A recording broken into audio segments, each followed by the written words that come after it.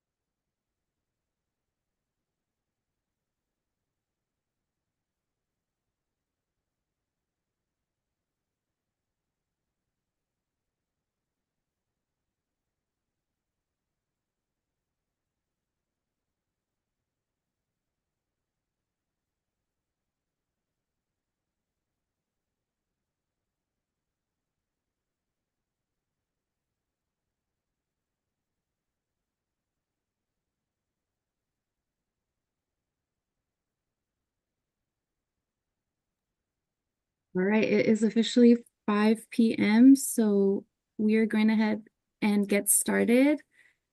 My name is Vanessa Gomez. Thank you so much, everyone, for attending tonight's meeting. Before we start, we're going to make sure everyone can participate in today's meeting in whatever language you're most comfortable. So we're going to go through the interpretation instructions. Thank you, Vanessa. Ah, Buenas tardes a todos. Bienvenidos a su reunión. El día de hoy vamos a tener, ya tenemos el servicio de interpretación disponible para aquellas personas que lo requieran. Si se están uniendo desde una computadora, en la parte de abajo del menú de Zoom van a ver la opción del icono de un mundo que dice interpretación o interpretation. Si es que no aparece en la parte de abajo, a veces está en la opción que dice más o more. Seleccionamos el icono que dice interpretación y luego seleccionamos español y silenciar el audio original para que podamos escuchar una sola voz. Y si es que se están conectando desde una tableta, desde su dispositivo móvil, un iPad, Tienen que tocar su pantalla, seleccionan los tres puntos, también que dice más, vamos a la opción que dice interpretación de idiomas o language interpretation, seleccionamos nuevamente el español, silenciar el audio original y le damos la opción que dice finalizado, terminado o listo. Si tienen alguna duda o alguna dificultad para poder conectarse a la interpretación, nos lo hacen saber por el chat, por favor. Ahora voy a dar las mismas instrucciones, pero en inglés.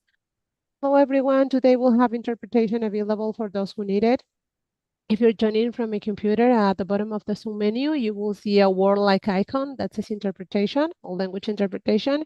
You can select that and then you will select English. And if you're joining from a tablet or your phone or iPad, you can tap your screen. You will select the three dots, again, language interpretation. You will select English. And at the end, finish are done. And if you have any trouble or you cannot you cannot find the interpretation feature, please let us know in the chat so we can help you. Thank you. Gracias.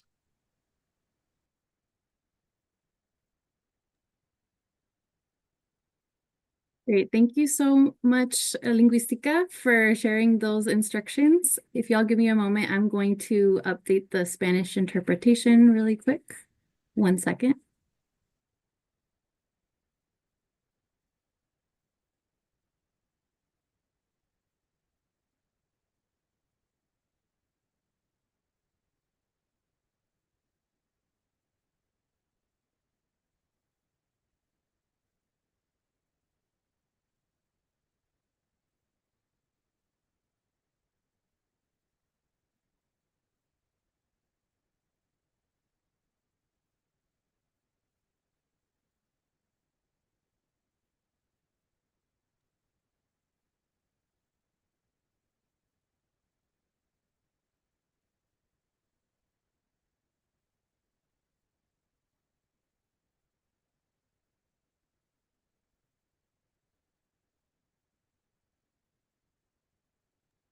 All right. Thank you so much for your patience, everyone. And as always, if you're having trouble connecting to the correct channel at any time, please do let us know so that we can help you get connected and ensure that you are listening to everything that's being shared in today's meeting. Good evening, everyone, and welcome to our January 2025 Shafter Community Steering Committee meeting, and Happy New Year. I hope everyone had wonderful and restful holidays. It's really great to see you all here in the same Zoom room. Diana isn't able to join us tonight, so my colleague Jared, who is also a wonderful AB617. Like it. I make her coffee every morning, so yes, I think that's really. So Jared, who is also a facilitator for the Imperial Valley for AB617, will be joining us today and will be co-facilitating. Really happy to have Jared here with us today. And we're also joined by Jessica Olsen and Rocio Calderon from the Air District. As always, at the beginning of our meeting, there are some logistics that we would like to review with everyone. Before we get started, please mute yourself and make sure your full name and organization are showing as your screen name. To change your screen name, you can click on the top right side of your picture and video. CSC members can use CSC as their naming convention, and all other participants can use the following naming convention, which is first name, comma, last name, and their affiliation. Please note that the meeting host may update your screen name during the meeting.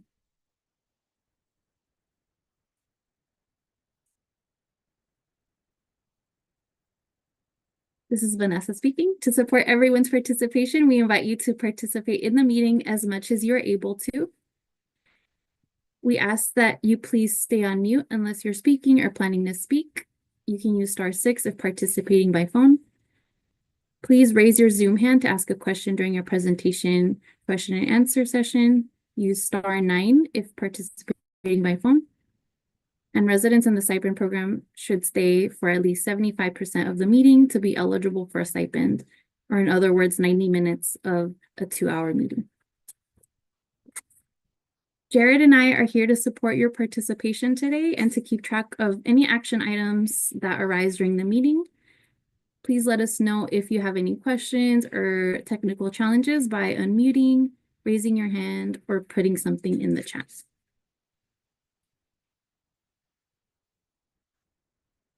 Today's agenda is reflective of CSC members' recommendations, and we're in support of our winding down of the 5-year implementation period.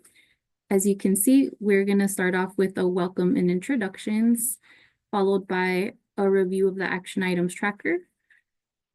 That will be followed by a CERT measure strategic planning update discussion, standing updates, wrap up next steps, and public comment. I will now pass the mic on to Jessica from the Air District for welcoming remarks. Hello, everyone. Good evening. My name is Jessica Olson. I'm the Director of Community Strategies and Resources with the Air District. I want to welcome everyone to meeting number 70, which is incredible. We've been doing this with a lot of you for a very, very long time. And we're really excited, as Vanessa mentioned, to talk about some of our big accomplishments over the past several years. And also some big updates we have as we continue to work together over the next coming year with all of you. So we'll talk a little bit more about what the coming year will entail. And I just want you all to know that we're really looking forward to seeing you all in a few weeks. We'll talk about that here kind of toward the end of the meeting, but we do have an in-person meeting coming up soon. But for tonight, we're excited to dig in and just appreciate you all being here with us. Thank you. This is Vanessa. Thank you so much, Jessica, for those opening remarks. Are there any questions before we move on to a review of the action items tracker or any other comments?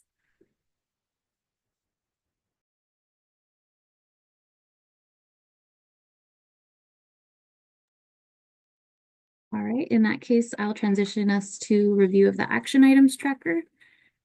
As in all of our meetings, our team writes down action items that come up during each CSC meeting, and then we share them with you all at the end to make sure that we're all in agreement about what the next steps are and who is responsible for doing them.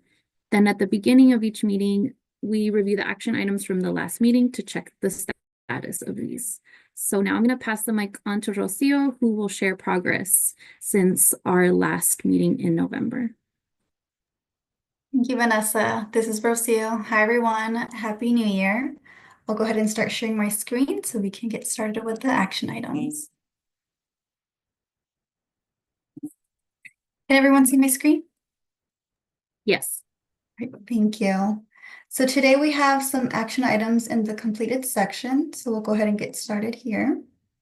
And so at the last CSC meeting in November, the CSC requested for the district to send out some hard copies of the 2024 draft CERP annual report.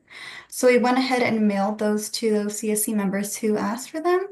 And also just happy to share that the final annual report is posted too. And I'll talk a little bit about that right here in this next action item. There was also a recommendation to expand on the annual report in the outreach opportunities for the vegetative barriers measure. So we did go ahead and incorporate that feedback in the annual report. And I linked the final annual report right here in case anyone wants to go ahead and click on that link. It'll take you to where all the annual reports are posted. Moving on to the next action item. So this action item was for the district to add information about the number of violations that were given out in Shafter and the enforcement report. And I went ahead and linked that right here as well, but we did go ahead and share that with the CSC via email. And on the annual enforcement report, it does list all the information about the violations that were in the Shafter AB617 community. So if you just click on this link, again, it'll take you to all the annual enforcement reports as well as the quarterly enforcement reports. So moving on to the next action item. This was a request for the district to look into getting information about the monetary total of the violations in Shafter. So information on the violations issued in the Shafter AB617 community can be found in the quarterly and annual enforcement reports. The violations that are noted in these reports may not have a penalty fee associated with them, as the district may actively be working with the facility to address the violation. So in general, all fees are collected from the violations and they go back into the compliance and outreach efforts to support the entire valley, including the Shafter community and other disadvantaged communities that do not receive focused resources from AB617. So again, it's linked right here in case folks want to take a look at those enforcement reports. And then moving on to the last action item. So this one was for the district to share information about DPR's upcoming meeting that they had in November. So again, we did go ahead and share out that reminder with the CSC via email. And that was the last action item. I'm happy to pause right here and see if any folks have any questions.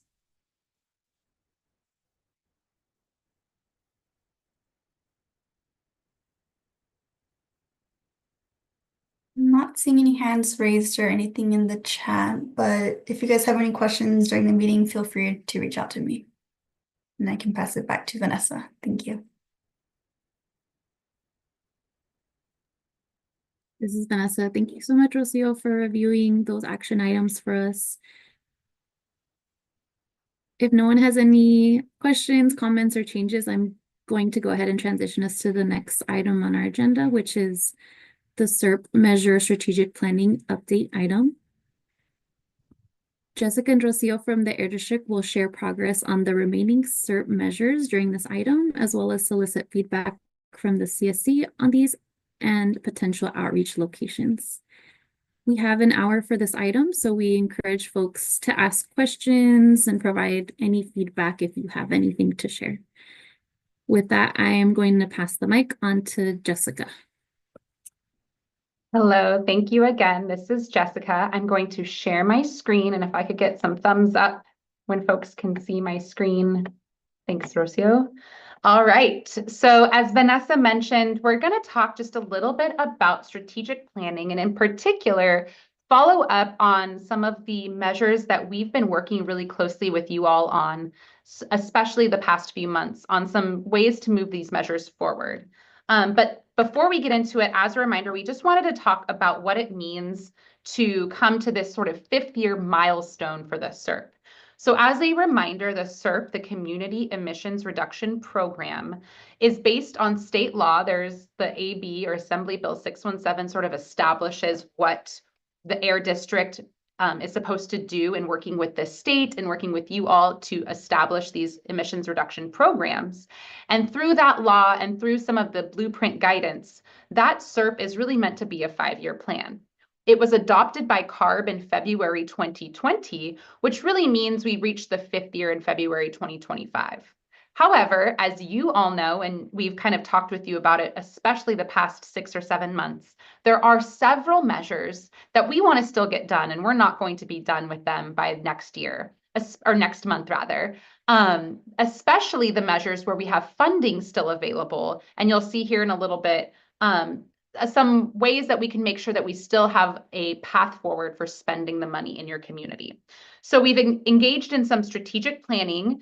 You all have provided some recommendation on how we can wrap up some of the SERP measures, and certainly recommendations on how we can shift funding to support other SERP measures. And so the focus of our presentation today is to talk about some of those measures that we've shifted funding for, or maybe we have increased outreach or expanded outreach for. So these are the 4 measures we're going to talk about today: low dust nut harvesters, vegetative barriers, clean air rooms, and the sidewalk, bike lane, and bike paving measures. So I'm just going to start with low dust nut harvesters. And for those that either were unable to join us or just as a brief reminder, in the SERP, originally, there was $2.5 million for low dust harvesters. And within a year or so, we had farmers, growers throughout the community boundary take advantage of that funding and replace 25 harvesters that spew a lot of dust when they harvest almonds with low dust harvesters that spit out a lot less dust, and in hopes, of course, of reducing dust in your community. In our October in-person CSC meeting, you all supported reallocating more money to that measure so we can continue to get more growers into those cleaner harvesters. And so that means that total will have invested $4.5 million. We let you all know at that time that we had to take that funding reallocation that you all recommended to our governing board. So the very next board meeting after that decision was actually our December board meeting. So we took it to our governing board. They fully supported it, and definitely huge shout out to all of you for supporting it and for folks who came to talk a little bit about that reallocation. And so the district has immediately started conducting outreach. In particular, you all directed the district or asked us to support a tiered outreach approach where we do our outreach first to the like Shafter La Colonia area and then kind of work our way because the boundary is that big circle. And so that's what we've been doing. We've been working really closely with the local farmers and actually the dealership that sells the low dust harvester, since they kind of have an ear to the ground where they can see what's going on in the community. And so both areas of outreach, we've been doing a lot of outreach, letting folks know that there's now more funding. And we'll of course keep updating you and updating the tracker if we find that there's folks that are interested. That said, if you yourself or you know someone near you have a harvester, or someone that harvests has harvesting equipment and they harvest in the area, please have them reach out to us so we can make sure that they take advantage of the funding and get their old harvester replaced. I'll pause there and see if there are any questions.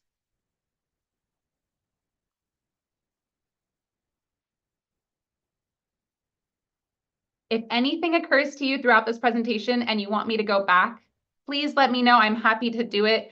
But with that, if there are no further questions, we have actually a couple of slides on an exciting update on what I know for a lot of you is related to low dust harvesters, and that's the Vegetative Barriers Project.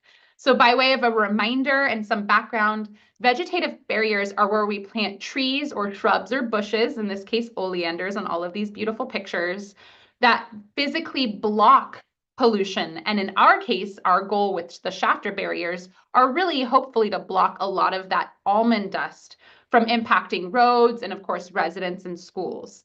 We originally had $1 million in the SERP.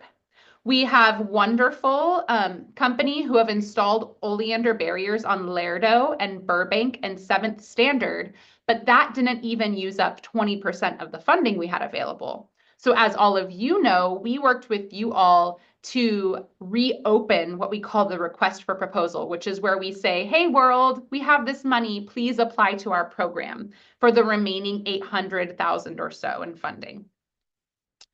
So the process, we reopened it in October. We gave folks a couple of months and the deadline was the end of the year. We were actually received 2 applications, which is incredible, and something that we're really excited about. And so with looking at those 2 applications, both of them are under district review, and we definitely want to come back to all of you to talk with you once we review kind of just the checklist of things that they had to submit as a requirement in the application. We want to come back to the CSC with a more detailed, here's who we got, here's what they want to do, what do you all think? Because of course, as we've reminded you in every situation, but particularly with the tree planting, we want you all to help support any of these projects. So we're kind of reviewing the first kind of big steps of the proposals, which total will take 90 days. But within that, we want to work with you all before we offer the final contract to the applicants, should they be approved and supported by all of you. I saw something pop up, and so I don't know if they're, oh, cool. Thank you, Bianca, for letting us know. I just wanted to make sure that wasn't a question. So right now, just because we haven't gone through and completely like ranked or looked to see that they meet all of the minimum requirements, we don't have the details to share with you. But at our in-person meeting, we'd love to have a conversation with you all about the applicants and kind of what that looks like, so that we can work with all of you, maybe even put together a subcommittee where we can dig a little deeper into each of these proposals. Any questions? I hope folks feel the excitement that I have, because we are so excited. As a lot of you know, it took us a couple of years. Really, it's been maybe 1.5 years since we've had this extra funding available, but really several years since we've had the full $1 million available. And now that we have a couple of other projects, we anticipate it will take up the rest of that funding. And we just really look forward to finally getting more barriers projects in the community. Linda, please. Hey, Jessica, I was just wondering, do you think that the 2 applicants would end up using the 800 or 700,000 that's left. And if they're not, I know this doesn't exactly meet the criteria. All of our urban greening money got moved.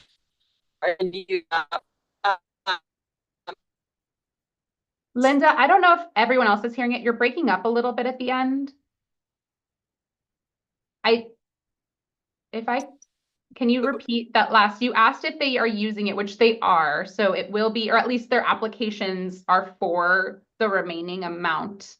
But I think what I heard you allude to is that there's no more funding in urban greening. Is that kind of where you were going, Linda? Oh, okay. However, one of the things Yeah, I'll say I was just wondering if there was. Go ahead. I was just wondering if there was any money left over that if we could use it for urban greening. I think some of the parks could still use some more trees. Yeah, great question. Well, of course, we have to still evaluate and make sure that the proposals meet all of the requirements. But I will say if the proposals do meet the requirements, we will have used up the rest of the funding. But that's a great question. And Linda, I will obviously keep note as we come back to you all and talk about next steps for this, or even just continuing to evaluate the other measures in the SERP. I have heard the same sentiment, and I know that maybe some of our partners at the city, if we wanted to do some more like urban greening projects, I'm sure would be able to if we had funding. So that's just a good thing to keep in mind either way.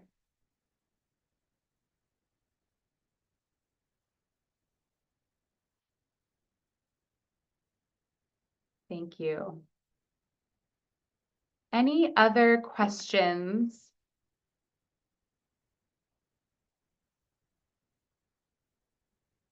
Like I said, we'll continue to update you as we have in the past when we had urban greening and vegetative barriers proposals. So be on the lookout for that.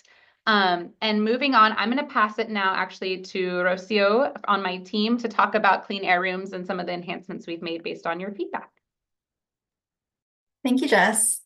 This is Rocio. So I just want to give everyone a status update on where we are at with the Clean Air Rooms program.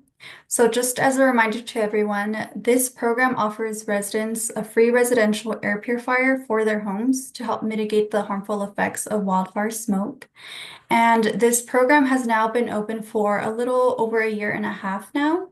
And in your SERP, you have allocated $1 million to this measure and funding. And so this equals to 5,000 units. And so far up to date, right now we have made progress at around 233,000, which is 1,194 air purifiers that have been distributed in Shafter. And we still have a remaining about $667,000. And so this is also about like around 3,800 air purifiers that we still are trying to get out into the Shafter community. And so we want all this funding to be spent in Shafter and have heard in the past from the CSC a recommendation and interest to expand this program and make it available for other folks to take advantage of. And Jess, if you can go to the next slide, please. Thank you. So given the CSC's recommendation and alignment with CARB's incentive guidelines for improving indoor air quality, we are super excited to share that the district has expanded the eligibility of this Clean Air Rooms program to now include licensed daycares and elderly care facilities. So this did go ahead and go with our, it got approval from the governing board in December. And what this means now is there will now be commercial sized units in this program, depending on the size of the facility. So this is something that we'll look into when starting this, as far as like the square footage of those facilities will determine the size of the unit that they get. And we will have right now up to 25% of the funding that's allocated to the Clean Air Rooms measure. So that's $1 million. So right now it will be around or $250,000 that are allocated to this effort. And of course, we'll make sure to bring updates to the CSC and make any adjustments as needed. Now, there is still plenty of funding left for other folks to take advantage of for the home purifier. So we'll make sure that our team still continues on with all the outreach that we are doing. And next slide, please. So we did some research and compiled a list of care facilities in the Shafter AB617 boundary that can take advantage of the new clean air rooms expansion. And we found 9 that were home-based daycares. So we went ahead and contacted them to let them know about the program, as they can take advantage of it right now since their daycare is based in their home. But as next steps, we'll make sure to reach out to the other facilities that we located and share information about the new clean air rooms expansion. And next slide, please. And if folks have any questions, feel free to stop me. And so right here, you can see a map with all of the pinpoints of the locations that I had just mentioned. The purple pinpoints are the daycare facilities, and the red pinpoints are the elderly care facilities. So if there's any facilities that you do not see on this map, feel free to let us know if you know any like daycares or elderly care facilities in the Shafter AB617 boundary. So that way we can make sure to reach out to them. And I'll also drop my email right now in the chat in case folks think of any after today's meeting. But happy to take any suggestions, or if folks know of any locations, we can note those down to make sure that we do outreach to them. And I'll also happy to take any questions if folks have any, since I know this is new and it's super exciting, and this wouldn't have been possible without the work of the CSC.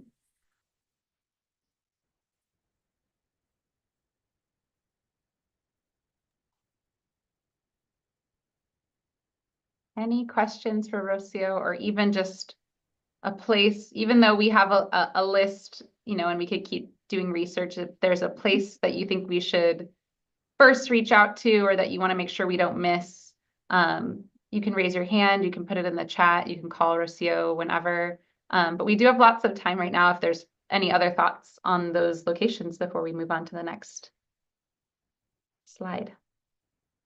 Cesar, please. Yeah, I want to give y'all like a big thank you and round of applause for being creative, especially with like the time limitations. And I think this is very important, especially with these being sensitive receptors. Is there any other sensitive receptors that could also benefit from this? I'm not sure if you have some in mind. Let me maybe just alternate. Are there folks that you think that we are missing? I will say that, of course, we had school air filtration, we have residential, and now hopefully daycare and elderly care. Takes care, I think, of at least generally what is allowed through the CAP guidelines. But Cesar, if you think that there's kind of a missed opportunity, we'd love to kind of keep talking about it. Yeah, I'm mulling over it right now. Yeah, please. But I definitely think that the daycare facilities and the elderly care would be good. I don't know if maybe like libraries could benefit from this, or Great point. something that's a cooling center probably. But I know it gets a little bit complicated dealing with school, so that's why I was trying to figure out if there was any other. No, that's a great point. This is a good reminder to let you all know we have actually separately, outside of AB617, we have a program called our Clean Air Centers program, where we got separate funding from the state to set up clean air centers across the valley. They, in a lot of cases, did double as cooling centers. And so we definitely can continue to work with our team to identify if that's like within the boundary, if that's also of need. Cesar, I definitely know there's several in Kern County, and I know I saw Sarah, and I don't know, Sarah, if you have more details particularly about that. That's right now not something on the 617 like CAP guidelines list, but I think that's because there's this other funding that maybe we can take advantage of. Hey guys, I'm Sarah with the Valley Air District. I was just going to say what Jessica said. We do have libraries, community centers, and other like cooling centers signed up with our AB836. It's our wildfire prevention or smoke prevention program.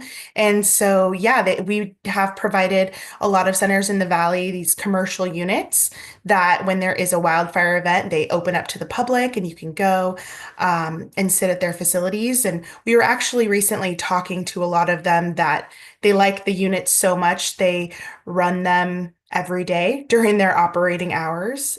So I can provide Jess with a list of those centers so you can check that out and see what's around you as well. Yeah, thank you so much. I know from folks that have gotten the purifiers, they say like, oh, I don't have my allergies anymore ever since I got the purifier, or they've noted improvement. So good on them for using it every day. That's great to hear. And I just want to echo something Rocio said.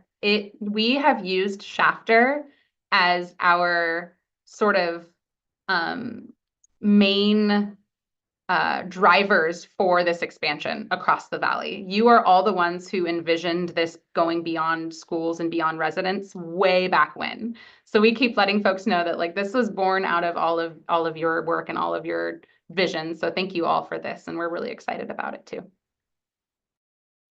Sorry, last point. Are clinics part of those centers and the wildfire bill as well? They are not right now.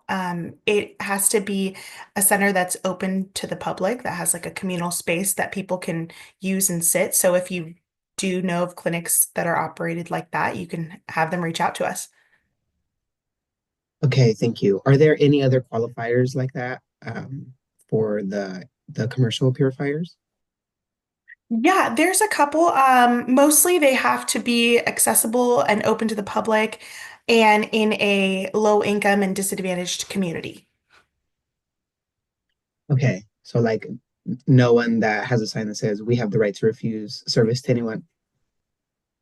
I'm not too sure. I'll have to look into that Okay, specifically. Yeah.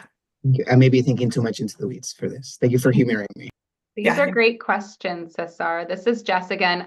Rocio and Michelle both put up maps for the clean air centers. Oh, thank you. Hey, the Community Action Partnership of Kern, right?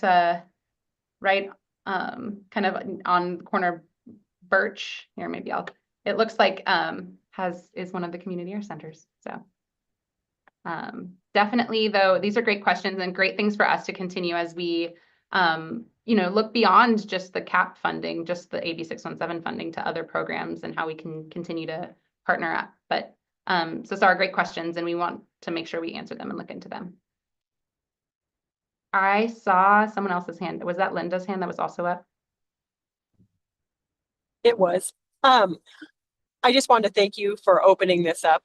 I think it's something that we've tried to work on from the beginning to get some of our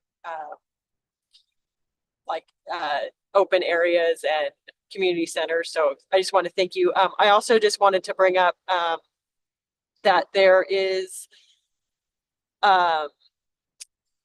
the senior center, which I don't know if how it's qualifying. So I know you have like elder care, which I would think is the two places in Shafter that have senior care, but the senior center actually is through Shafter Parks and Rec, and there are folks that come there every day and exercise and are kind of cared for there. So I want to make sure they were included. And I think they have a cooling center there in the summer. And then I was also wondering with this fire relief one, if places like the Shafter Vets Hall, because I'm just thinking about the fires in LA, and how they're needing places like that. That would be like a shelter. So I was just wondering if they are able to apply for things, for anything future that could happen. I say that just because we've had bad fires up in the Fresno area and the wind blows down into our community, down the valley. And so I was just wondering if places that are city owned would be able, like the youth center, would be able to also apply for things like this. Sarah, I don't know if you have some answers.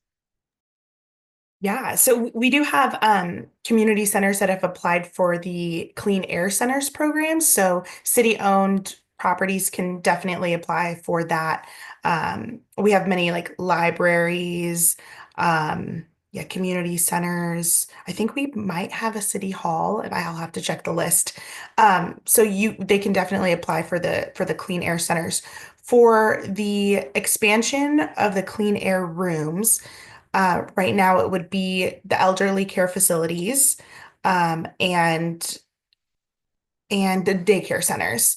So we do have money. It just depends on which program we we funnel them to. Is the funding the same amount for each one, or does one provide more funding than the other? Like, They does our AB617 give more money than the other program? They actually, we modeled the expansion after the Clean Air Centers program. So they actually work the same. They would apply to us and let us know, like, we are an elderly care facility. And then we would evaluate their square footage of the communal spaces that they have. And then we would order the unit and send it to the facility. So that's the same for the Clean Air Centers, and for the expansion program as well. So it is the same. Okay, thank you so much. Thanks, Sarah, and thanks for all the great questions. We are really excited. You are the first, well, you all and Fresno will be the kind of the first two communities to expand the program. So we're really excited to start getting more folks in there. But that doesn't mean, I think Rocio said it really well, that doesn't mean we're stopping the outreach about the residential program. We still have a lot of funding in that and definitely want folks, as many people as possible. So my charge to you is, if you meet up with someone at a community center, or you see someone in the grocery store you haven't seen in a while and they live in the Shafter area, you should ask them if they have an air purifier. And if they don't, send them our way and get them to apply. We have lots of funding, and they should hopefully all get one in their homes. So I think that would be a great, that's everyone's homework the next month before we see you next time. Yes, this is Vanessa. I think Bianca posted a question in the I'm chat sorry. about air filtration funding. Bianca wanted to know if there's a lot left, can we have 2 per household? I think she's referencing air filters. Yes, great question, Bianca. I think right now our goal is to get as many people as possible, at least one. So that's why we're expanding it. And then also knowing that there's people in Shafter that definitely don't have one yet. We want to make sure that they get at least one. But what you suggest is definitely an approach if we still have funding left over the next year. So we definitely want that to be one of our regular check-ins with you as we transition to those kind of quarterly check-in meetings. Is how are the clean air rooms and clean air center funding, pots looking? And if it still feels like there's a lot left and we've exhausted all our outreach, I think that could be an approach. But right now we're still focusing on getting people at least one, which is what this expansion will allow us to do. Thanks, Vanessa. I'm going to share my screen, but definitely if other things occur to you, or you want to make sure we don't miss something, put it in the chat or raise your hand, and we'll get that noted. I really appreciate all the input so far. Our last update is the other kind of main piece we talked about at our in-person meeting. That's just a reminder of all of the work that we've done on sidewalks, bike lanes, and paving so far. So we have, with all of the funding that folks have allocated up until our October meeting, we had $6.3 million on 3 big projects, kind of in partnership with the city of Shafter and Kern County. At the in-person meeting, you all supported funding reallocation to additional paving projects should we be able to find a project that made sense with the city and the county. So we're still working with the city and the county. So far, we haven't really identified projects that either were within that $2 million or that were eligible based on the criteria of like establishing or installing, new active pathways like new bike lanes or new sidewalks. So it's definitely something we're going to continue to work with folks on and bring to you as we identify those opportunities. But we just wanted you to know that we still see it there, and we're still working with folks and even internally trying to figure out if that's the best use of funding, if we can find a project. But if we can't find a project, maybe to Linda's point earlier, are there other places like vegetative barriers or urban greening where maybe we could shift some funding to?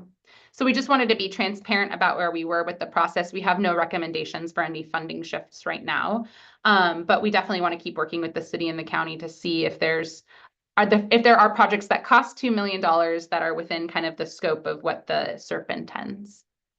But I do see Linda's hand. I'd be happy to chat. Hey, I just wanted to bring up a project or a possible project. appears that there is going to be a lot of homes put over off of Beach, and I believe it's Tulare, so to the east of the high school.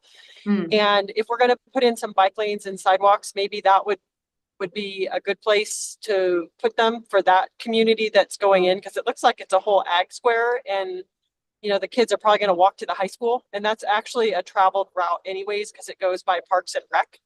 And so I see kids and people walking there anyway, so I just want to put that on the radar. Hi there. And this then is also, Julio. Oh, I'm so sorry to interrupt you, Linda. I was just curious. You can keep going. I'm so sorry. I wanted to take notes on the exact place that you're suggesting. Thank you. I'm with the county. My apologies. so it's at Tulare and Beach, I believe, if that's right. Okay. There's a new housing development. It's all the dirt's been moved around a lot, and so there currently isn't a sidewalk after Parks and Rec going that way, and so that might be a good place to put a sidewalk and bike lanes. And then I also, during our meeting when we did shift the funding, I think our current funding for the bike lane sidewalks, the city proposed having all of the inner city parks and schools connect. And I just wanted to also bring up, we have that new rec department going up off of, I believe it's Ash or south of Lerdo, that a lot of the kids are gonna need to get to for practice and whatnot. And then we also have the skate park that's over by the youth center. So those could also be possible funding for bike lane and sidewalks over in that area, because those will be used by the children. And like I've said before, I really hope that we can have a safe way for the kids to get to practice, because a lot of the parents work. And so you see a lot of the kids having to get to practice on their own, whether walking, biking, or riding their scooters. So I just wanted to bring those up for that funding. Thanks.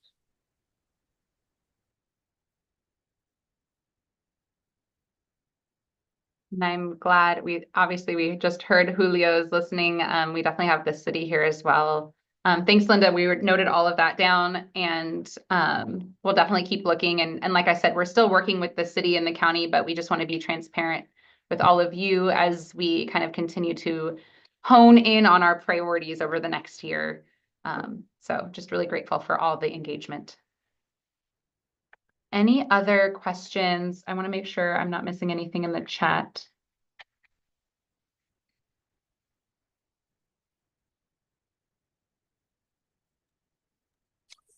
Jessica, could I also add to that? Because I know I brought this up a lot.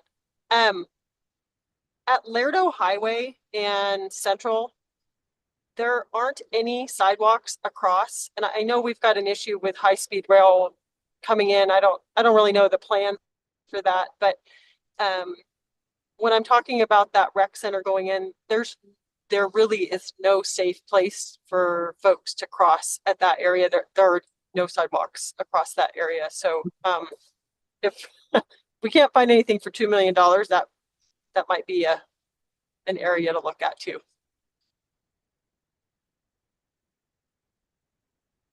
Noting it down. Thank you. This is Vanessa. Thanks, Linda. I see you also posted a question in the chat. Did you get it answered about having incentive emailed? Oh, I just was wondering if you guys had a sheet with a QR code or information on how folks can apply for those air purifiers for the daycares and the open areas through our incentive, and then the other one through the fire. I was just wondering if you had something that we could get out to the community. Linda, that's a great question. We are working on that now. This is breaking that we have it to you. We actually haven't even finalized the application for the expanded part, of course. For the clean air centers and kind of the one under that other piece, I'll work with Sarah to talk a little bit about funding and like what's available in outreach. But then when that application opens for the other piece, we will let all of you know and make sure that we work with all of you on kind of that outreach material. We don't have it right now because we just, you're kind of the first to hear about it. Oh, okay. Well, thank you. I'm happy to share it once we get it out. We would love that. I think people are going to be excited. Thanks. We think so too, and we're really excited about it.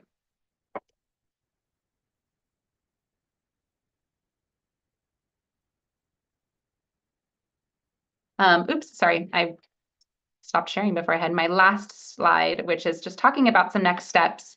I've alluded to it a little bit, but I did want you to know that I can't believe I'm saying it because we've been saying it for a while and it just felt like it was so far into the future. But next month is that big 5-year milestone that we reach. And like we've been saying, that 5 years is not a goodbye by any means. We clearly have a lot of work to do. We've just made a lot of decisions, and we might even make a lot more decisions this year about funding and about projects. But really what the 5-year milestone will reflect is all of the work we've been doing and allow us to focus in on the remaining handful of measures that we have left. So we will be, after our in-person February meeting where we all get to see you once again at the Ford Theater, we will be transitioning our regular CSC meetings to quarterly. This is a reminder. We shared this slide last time.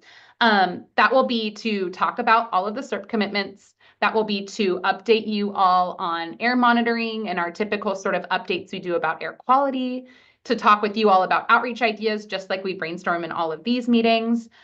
It will continue to be like normal CSC meetings where you will get a stipend to, like if you're a resident member that participates in our stipend program. We will not be having agenda setting meetings, but we will be having, as needed, subcommittee meetings. And I just alluded to the fact that we probably will need one for our vegetative barriers subcommittee. So we'll continue to reach out and have those subcommittee meetings. And so after our February meeting, our next virtual meeting will be May 12th. So I just wanted to let folks know that we're excited about the February meeting kind of being a celebration, but we are also by no means finishing the CERP. We're just kind of using that 5-year milestone to mark where we are and then to sort of forge a path forward on the handful of measures that we want to make sure that you all get a chance to participate in and continue to bring to your community. We're excited about the February 10th meeting because it's our chance to see you not so long after we got to see you just back in October. But we're also excited to sort of use it as a time to celebrate with you all. It's been a journey to get to these 5 years, and I think it's a good time to kind of mark that moment.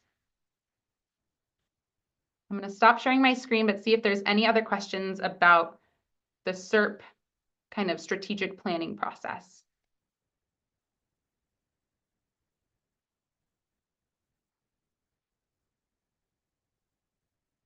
Bianca, can we have a pesticide subcommittee?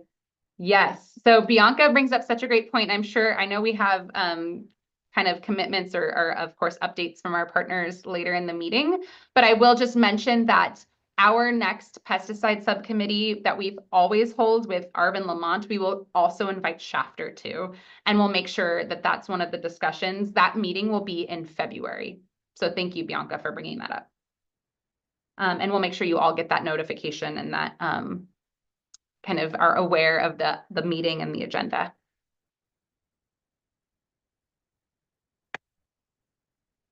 Any other questions for me?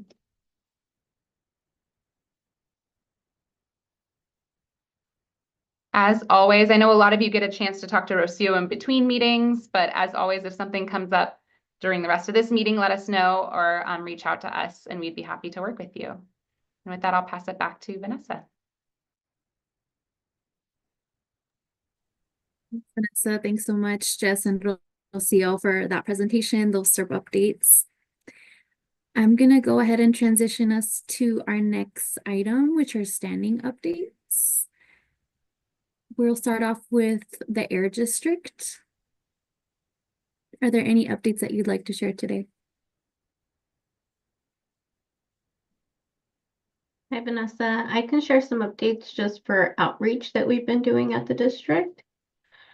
I just have a few slides. I'm going to share my screen.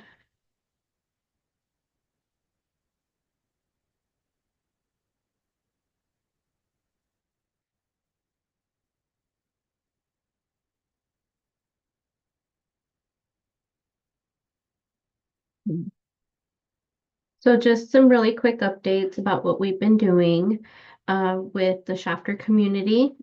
Just wanted to introduce myself again. Sorry, my name is Michelle Rivera.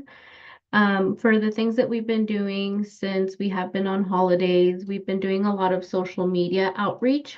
And by doing that, what we do at the Air District is do really targeted outreach. And the way that we do that is by using targeted outreach on Nextdoor. So we've expanded to Nextdoor some of our social media posts.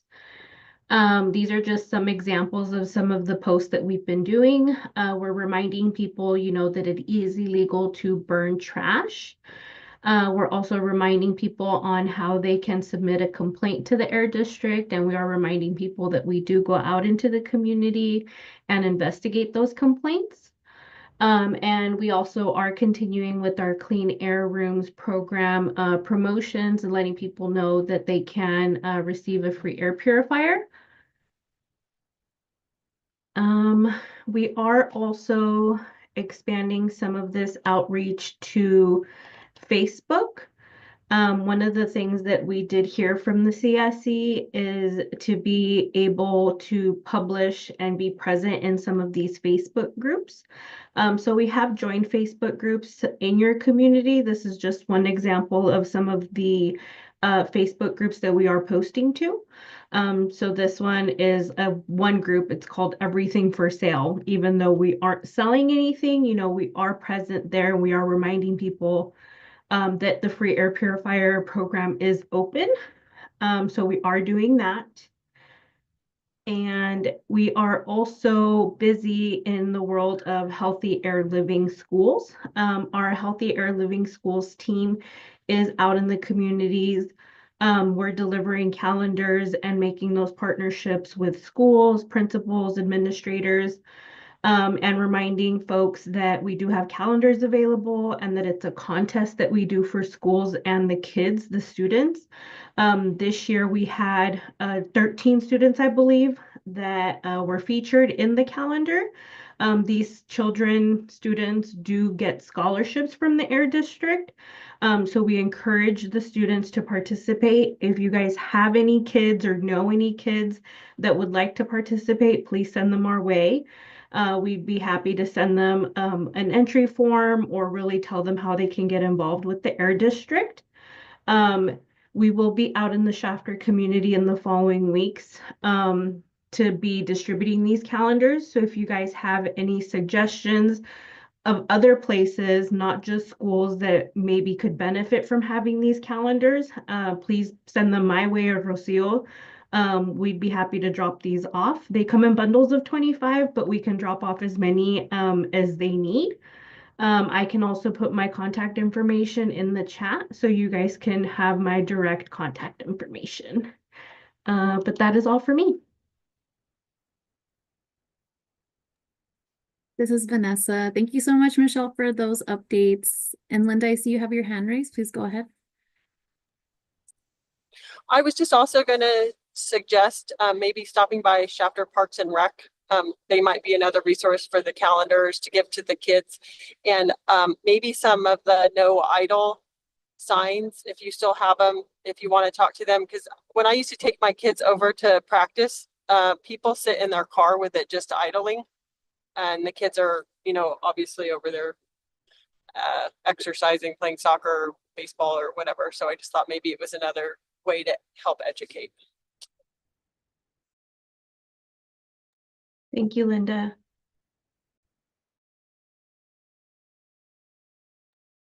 This is Vanessa. Thank you so much, Linda. Are there any other questions or comments from folks about the Air District's update before we move on to the next set of updates?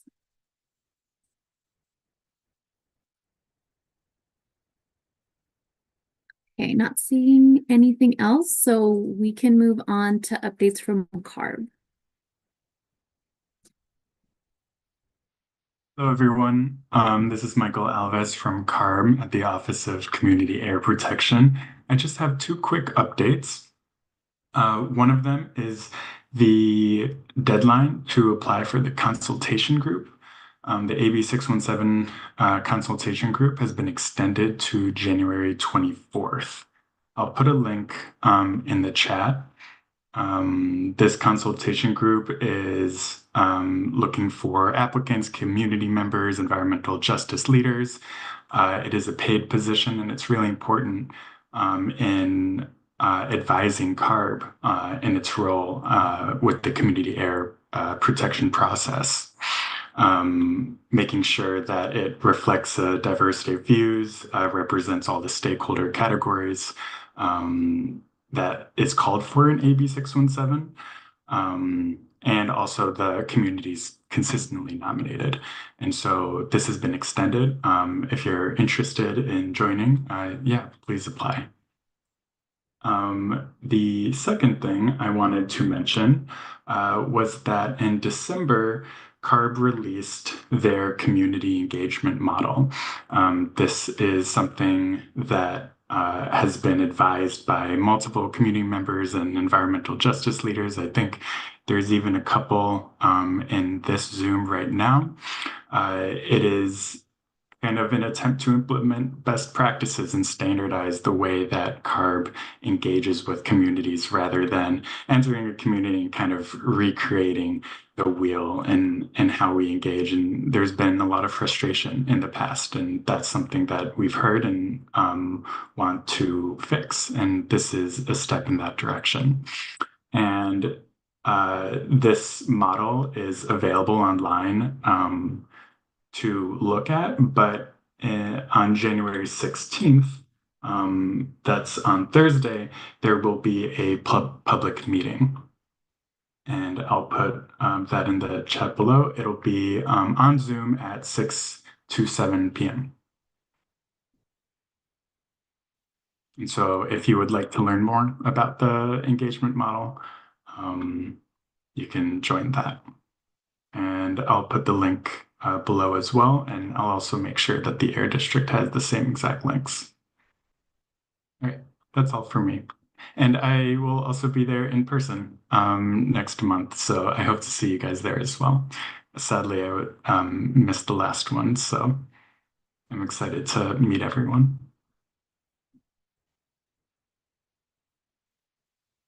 This is Vanessa. Thank you so much, Mike, for those updates and for posting those resources in the chat.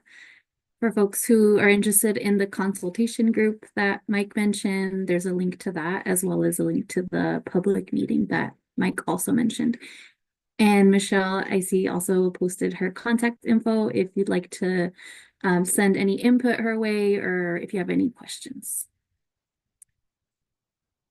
Any questions or comments about CARB's update from anyone?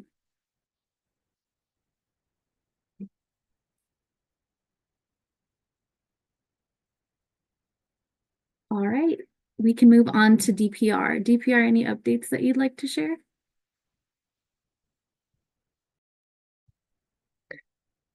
Good evening. I actually have a couple of updates. The first one is about the 13D update. The Department of Pesticide Regulation, DPR, has proposed a new regulation developed jointly and mutually with the Office of Environmental Health Hazard Assessment, OEHA, to protect occupational bystanders in the general vicinity of a treated field to reduce the risk of 13D exposure. DPR is accepting comments on the regulation through 5 p.m. on January 24, 2025. Comments can be submitted via the Smart Comment portal, email, mail, or by fax. DPR has hosted a public hearing in Visalia on Wednesday, January 8th, and a virtual hearing on Friday, January 10th. DPR will be hosting a hearing on Thursday, January 16th from 6 to 8 p.m. in Salinas, and a hearing on Tuesday, January 21st from 6 to 8 p.m. in Chico. More information about ways to comment, the hearing, and the regulation can be found here. I'm going to share the links with you.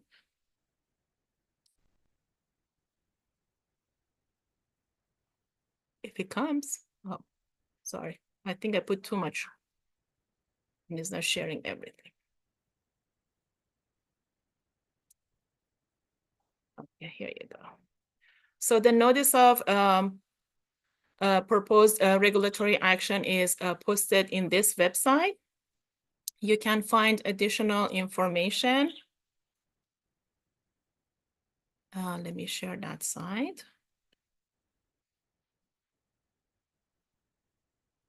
You can find them here. DPR is also accepting comment through a smart comment. And I'm going to share the portal with you. And also you can email your comments to DPR via this address.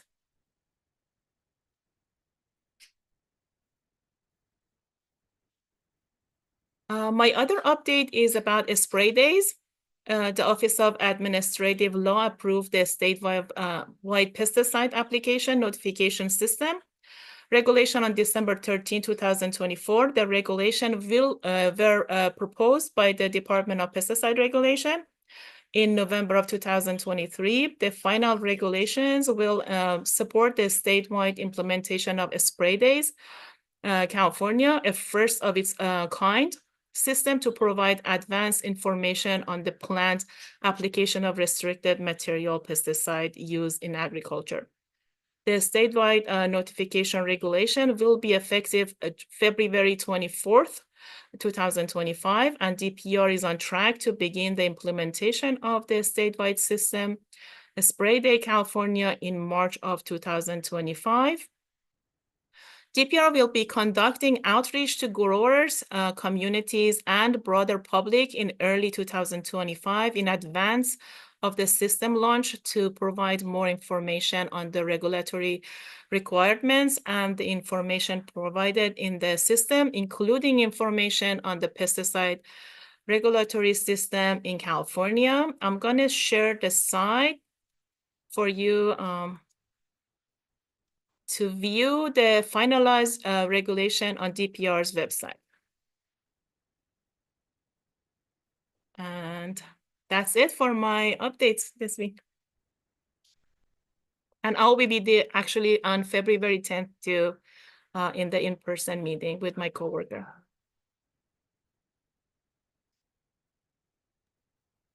This is Vanessa. Thank you so much, Sarah, for those updates.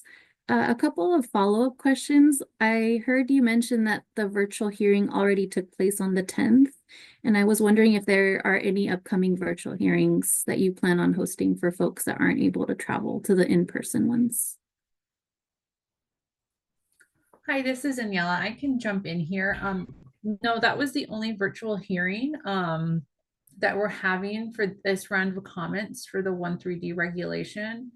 However, we also accept comments, like Sarah said, through email, smart comment, fax, or mail, and we accept equal weight for all comments, whether it's given in the regulatory hearing or emailed. This is Vanessa. Thank you so much.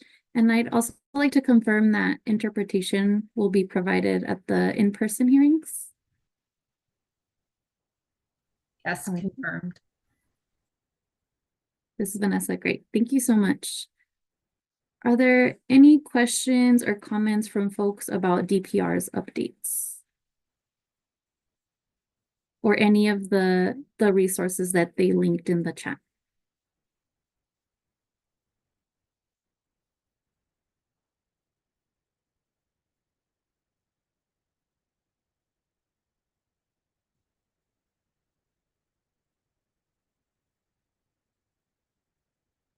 I'm not seeing anything at this time, but if you have any questions, please don't hesitate to let us know. With that said, I'd like to thank everyone for their updates. Before we continue on to the next section of today's meeting, I'd also like to share an update on behalf of the Harder & Company team. Tax season is coming up, and if you are a part of the stipend program, we'd like to let you know that we will be reaching out to you directly to confirm your information, and we will also be sending out tax documentation to folks in the stipend program via email, so please look out for those. Any other questions or input that folks would like to share before we move on to our wrap-up of today's meeting?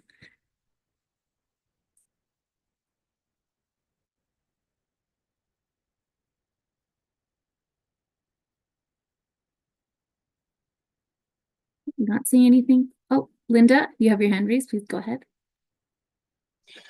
I forgot to ask this earlier. So I had someone approach me that said they've been approached by several folks about another lawn mower.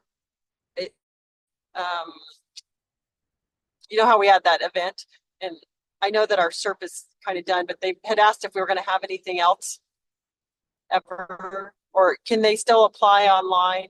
Do you have any input on what I could tell them about the lawnmower trade-in?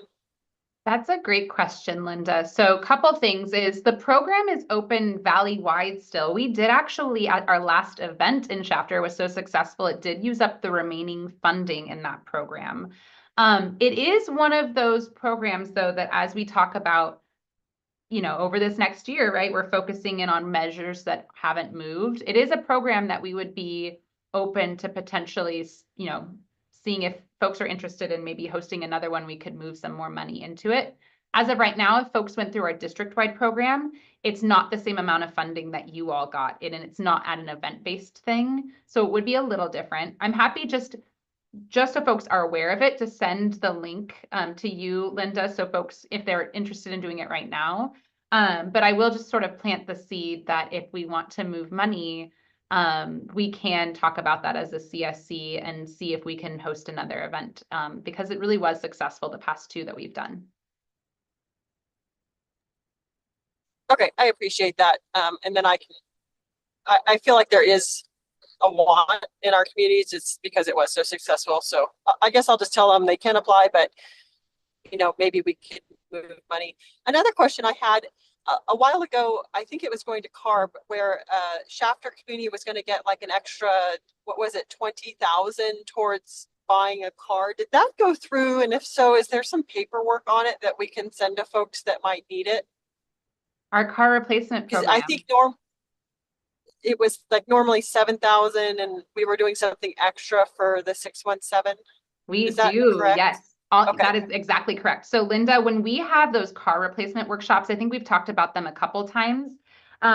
When those workshops that are actually hosted with our partners, Valley Clean Air Now, are for the car replacement program. And through your SERP, we do have, it's $20,000 for a new electric vehicle if folks replace their old vehicle. So yes, that is different than the Valley-wide. And in fact, we don't have any money in the Valley-wide program, and that doesn't exist. It is the folks in Shafter and the other 617 communities do get 20,000, which is different than the normal statewide program. We'll make sure. So is it just an electric or is it hybrid too? And do you have like a flyer that we could give to the car dealership or folks around town that might need it?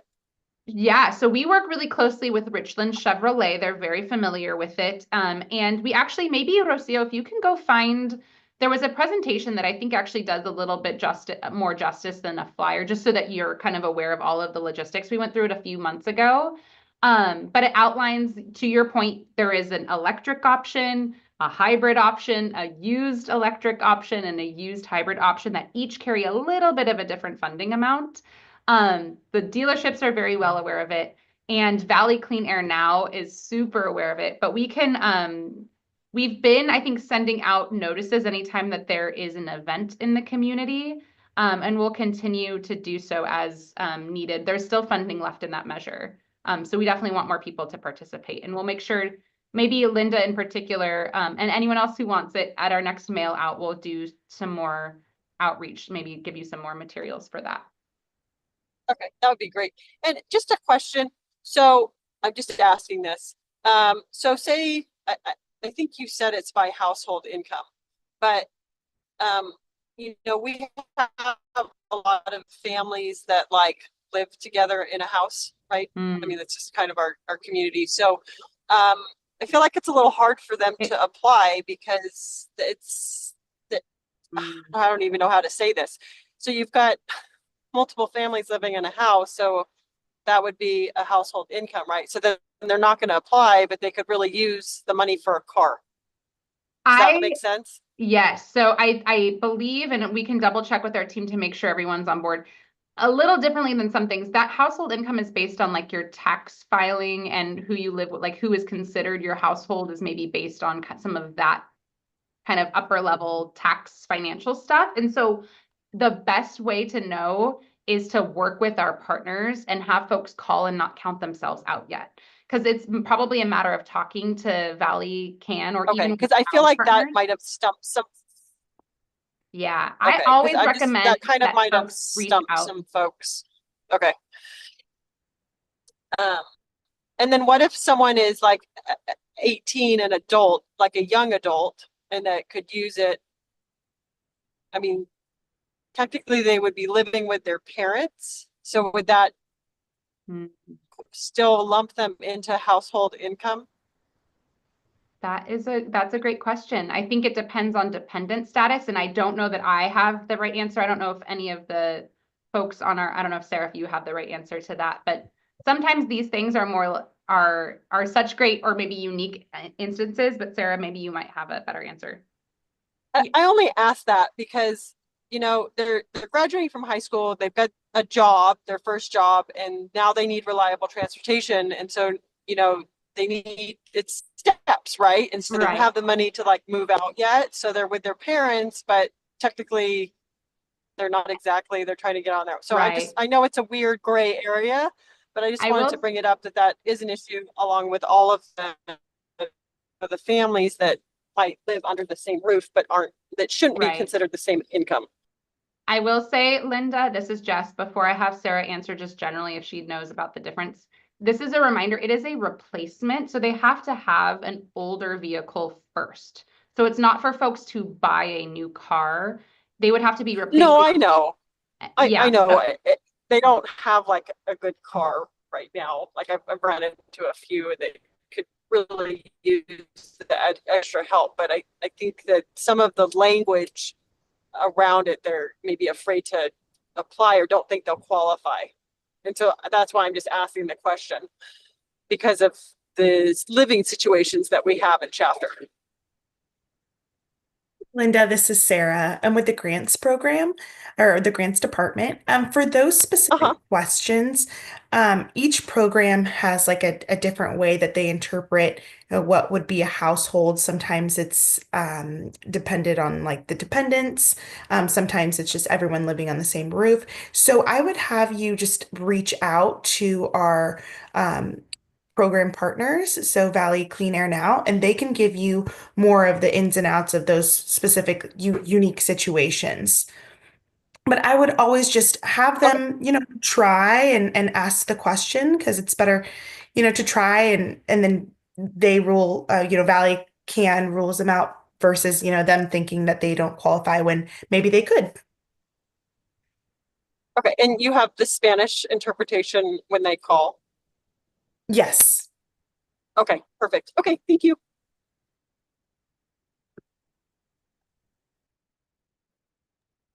This is Vanessa. Thanks everyone, and thanks so much, Linda, for your question. I see that Rocio has posted some resources that might be helpful for folks on the Valley-wide program, the passenger vehicle replacement measure, and vehicle replacement workshops being hosted monthly in Shafter by Valley Can. Are there any other questions that folks would like to share before we move on?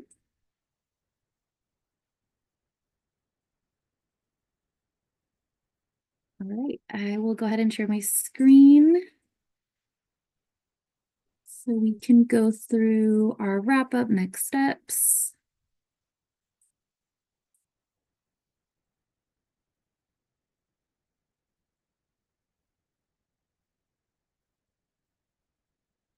Can everyone see my screen okay?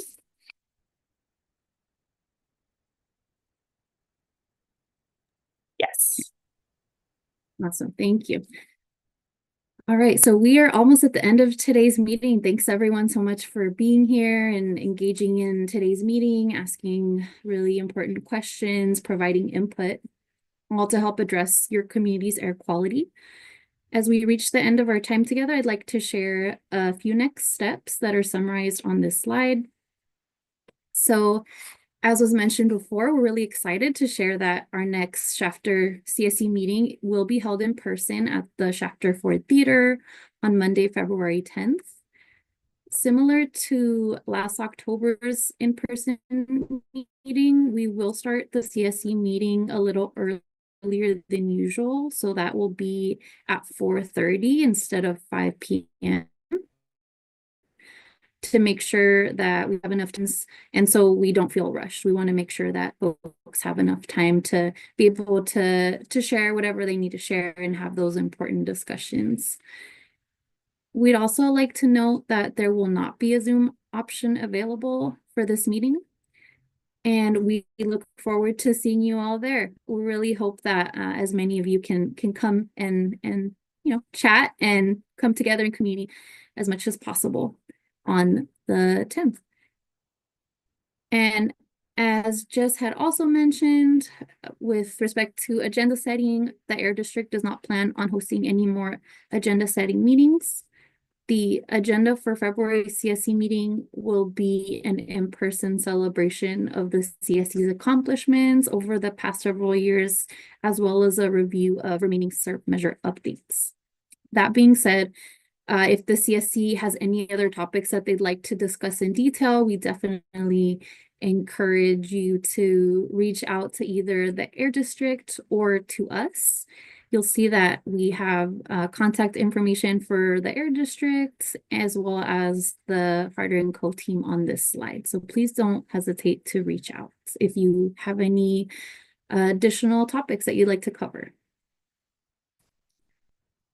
Are there any questions or comments from the CSC about agenda setting or anything else that I talked about?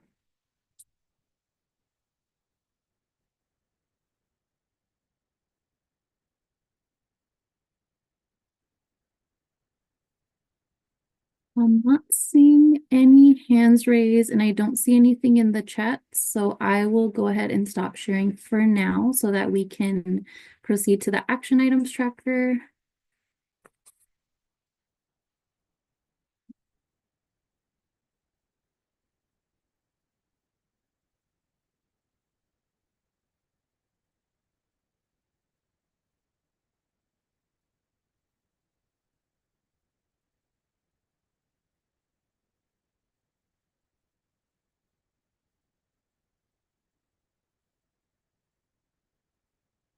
Can everyone see my screen okay?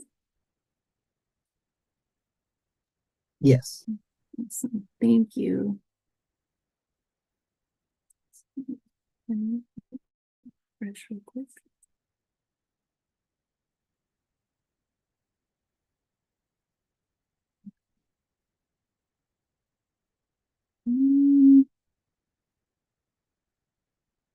Action items.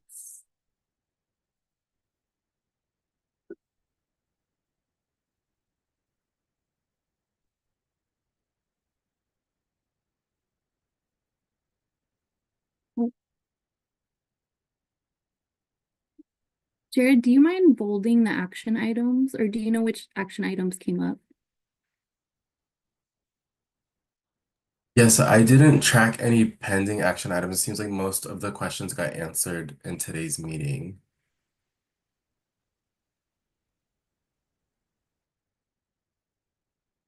Maybe from my notes, which I think Jared is correct in that most of the questions were answered. I can just iterate out loud from my notes that we took the notes, detailed notes about the suggested locations that Linda mentioned for the paving projects, and that we would follow up, as always, with all of the kind of remaining funding projects. We also just committed to looking into working with you all as needed if we wanted to add funding to the lawn and garden measure. And then the final one was just making sure that folks knew how, but I think it was mostly taken care of in the meeting, but folks knew how to take advantage of our Replace program. This is Vanessa. Thank you, Jess, for those, and thanks, Jared, for writing down those items. Linda, I see you have your hand raised. Go ahead. I just for one thing, on the vegetative barriers, if there was extra money, we were talking about maybe getting some into urban greening. Yeah, I would just say, That I was the think the only action other. item generally, yeah, so I Okay. don't, there's I just want to, so not to confuse people, there's not extra money in vegetative barriers, but there might be funding elsewhere. And I think urban greening is certainly one of them. That's a great point, Linda. Okay, thank you. This is Vanessa. Yes, thanks, Linda, for that. Michelle, I see you have your hand raised. Hi, Vanessa. One of the things that came up during my brief presentation was just also locations of where to drop off calendars, which was Shafter Parks and Rec, and to also drop off no idling signs. So we're taking that back to our team.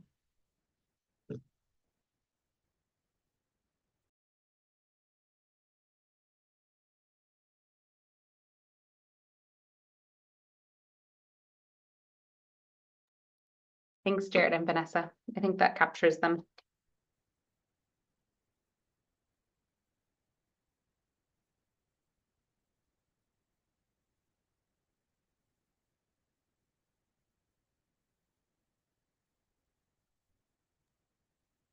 Thanks, everyone. Any other items that we might have missed?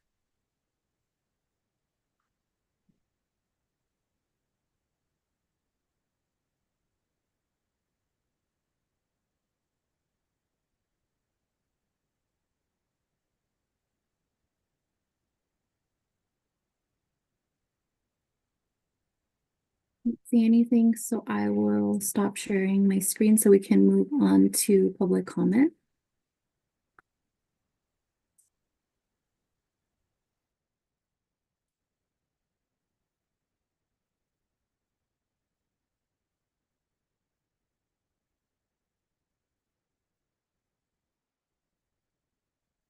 Okay. We've reached public comment, which is near the end of our meeting. Thanks again, everyone, so much for your continued engagement throughout today's meeting. We're very grateful for everything that the CSC has shared during this meeting, both questions and input. At this time, we'd like to open up the floor to anyone who would like to make any final comments. As a reminder, community member comments are really important to this process because they ensure that the program is shaped with the community's perspective in mind. If you'd like to make a comment, we would really appreciate if you're on Zoom, if you please raise your blue hand to ask a question or make a comment. You can press star 9 from your phone, or you can type in the chat if you'd like to post it on there instead.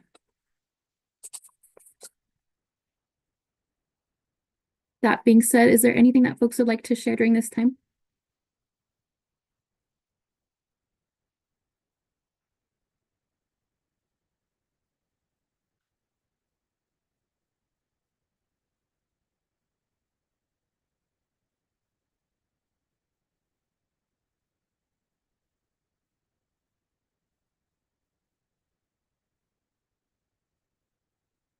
I'll wait another moment more in case folks are thinking of questions or comments to share.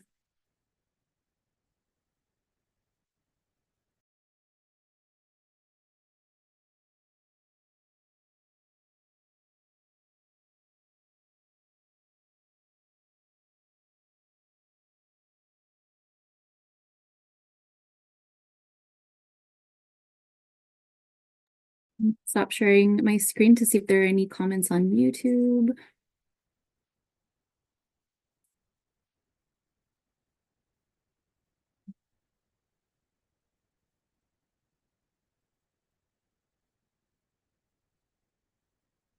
Not seeing anything on there. Don't see anything in the chat, and I'm not seeing any hands raised. So I guess that wraps up tonight's meeting. I am going to pass it on to Jessica for closing remarks before we officially conclude. Oh, I see Cesar's hand. I'd like to hear from him. Cesar? Yeah, Go ahead. Really fast. Is there going to be any community events in between now and the next meeting? Like events that we are hosting? Like Valley Can or like Great question. That there is not one between now and the next meeting.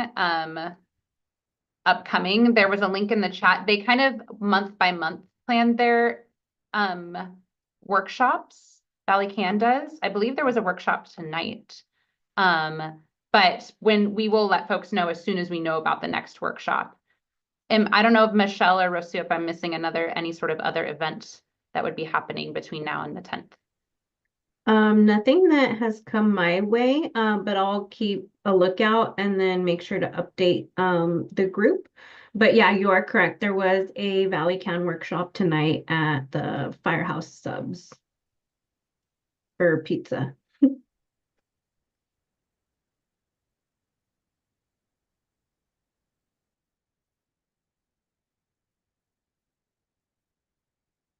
All right. Well, thanks, Cesar. Great question. I felt like even though I think we're at a point where we have accomplished so much that we are all really focused on what we need to move forward. And so I think that was really well reflected tonight, where we got lots of great focused feedback, lots of great questions and engagement.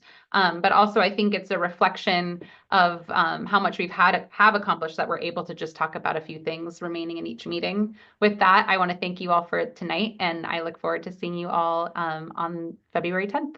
Take care. Bye. Thanks, everyone. Have a good night.